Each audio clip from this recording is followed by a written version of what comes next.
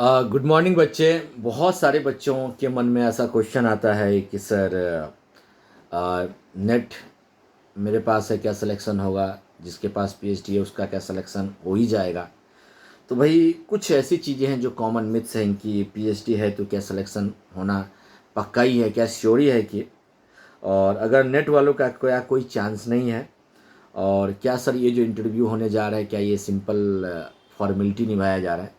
तो देखो, मैं आपको सिंपल सा एक फंडा बताना चाहता हूँ। सबसे पहली बात कि इस बात को समझिए कि भाई अगर आपके पास सिर्फ नेट है, अगर आपके पास सिर्फ नेट है तो क्या आपका सिलेक्शन हो सकता है? या अगर आपके पास पीएचडी है, ठीक है, तो क्या सिलेक्शन पक्का है?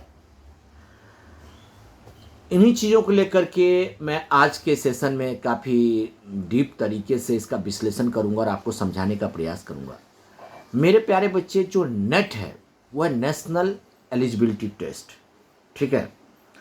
तो भाई अगर ये एलिजिबिलिटी टेस्ट है तो ये एक एलिजिबिलिटी दे रहा है, मतलब पीएचडी करने के लिए, है ना, ये आपके पास एक एलिजिबिलिटी टेस्ट है। ये एक कंप्लीट रिसर्च पेपर नहीं है। अब ये नहीं है, ऐसा नहीं है कि केवल पीएचडी करने के लिए एलिजिबल देता है, ये आपको असिस्टेंट प्रोफेसर बनने की भी एलिजिबिलिटी देता है। तो पहले तो ये चीज़ आप समझ लीजिए दिमाग से कि भाई मेरे पास नेट नहीं है तो क्या मेरा सिलेक्शन नहीं होगा? ऐसा कुछ भी नहीं है, ऐसा कुछ भी नहीं है। और कि मान लीजिए किसी के पास, मान लीजिए कि पीएचडी है, पीएचडी क्या होते हैं? प्रकार का रिसर्च डिग्री होता है, ठीक है। तो सर उसके पास है तो क्या इसका सिलेक्शन हो जाएगा? भाई साहब, दोनों का एक तरीके से जो इसका पर्पज है, जो इसका समाधान है, जो इसका उद्देश्य है, वो अलग अलग है, ठीक है। लेकिन बिहार असिस्टेंट प्रोफेसर में सबसे बड़ा जो इंपॉर्टेंट जो रोल होगा, जिसकी मैं कई बार बात करता हूं, इंटरव्यू के साथ साथ टीचिंग डेमोन्स्ट्रेशन का मेन रोल होगा। लेकिन वो चीज़ कहाँ काम आएगा वो मैं उसके बाद में बात करता हूँ आपको। देखिए, नेट के बारे में तो मैंने आपको बता ही दिया कि भाई जो असिस्टेंट प्रोफेसर बनने की एक न्यूनतम एक तरीके से योग्यता देता है, क्योंकि एलिजिबिलिटी का ये एग्ज़ाम है, ठीक है। और ये लेकिन केवल नेट होने से ही आप ये कह देंगे कि सिलेक्शन की गारंटी है या गारंटी नहीं होती, ऐसी कोई बात नहीं है, ठीक है। ये ध्यान में रखना, ठीक है।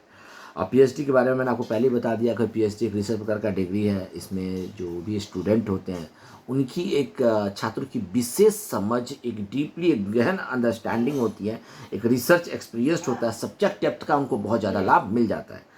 लेकिन अगर मान के चलो कि दो कैंडिडेट है, दोनों कैंडिडेट का एपीआई स्कोर सेम है, बराबर है, सब कुछ अच्छा है, ठीक है, तो उस केसेस में है ना, नेट का या पीएचडी का कोई कुछ भी, अगर आपके पास कोई रिसर्च कोई टेस्ट पेपर है तो उसका बेनिफिट मिल सकता है। लेकिन मैं अभी भी कहूँगा, अंतिम डिसीजन जो है मेरे प्यारे बच्चे, ये बोर्ड के मेंबर पे ही होगा। आपने कैसा इंटरव्यू दिया, आपकी टीचिंग डेमोन्स्ट्रेशन कैसा रहा, इस पे मैं बार बार फोकस कर रहा हूँ। क्योंकि आप असिस्टेंट प्रोफेसर बनने जाओगे तो आपका टीचिंग डेमोन्स्ट्रेशन बहुत अच्छा होना चाहिए, ठीक है। अब देखो, इंटरव्यू में किसको क्या फायदा मिल सकता है, ठीक है, उसकी मैं कुछ चीज़ें आपको बताना चाह रहा हूँ। जैसे मान लो कि अगर आपने पीएचडी कैंडिडेट है तो भाई आपके पास रिसर्च का एक्सपीरियंस है, पब्लिकेशन है, थीसिस वर्क है, और टीचिंग का बहुत बड़ा एक एक्सपीरियंस भी हो जाता है, ठीक है।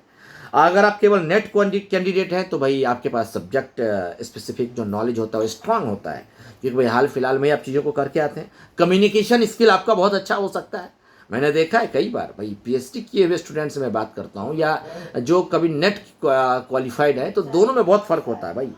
अगर आपका टीचिंग डेमो बहुत अच्छा है, क्योंकि सीधी सी बात है, जो नेट क्वालिफाइड स्टूडेंट होगा उसका टीचिंग डेमोलॉजी पीएचडी के कंपैरिजन में थोड़ा सा अच्छा होगा। आप देख रहे ना दोनों, आप कहोगे सर ये किस बेसिस पे करो? भाई मैंने देखा है कई बार, ठीक है, उसकी बेसिस पे मैं आपको बता रहा हूँ। तो भाई अगर आप पीएचडी कर रखे रिसर्च पेपर है तो हो सकता है, क्योंकि भाई उस टाइम आप कैसे एंटर करते हैं, किस तरीके से पढ़ाते हैं, जो स्टार्टिंग का जो 1 मिनट का जो एक इनिशियल फेज आप किस तरीके से स्टार्ट करते हैं, this is the main thing, right, which give you extra oriented extra things, right, जो एग्जामिनर के माइंडसेट, इंटरव्यूअर बोर्ड के जो माइंडसेट पे इम्पैक्ट करेगा, ओके।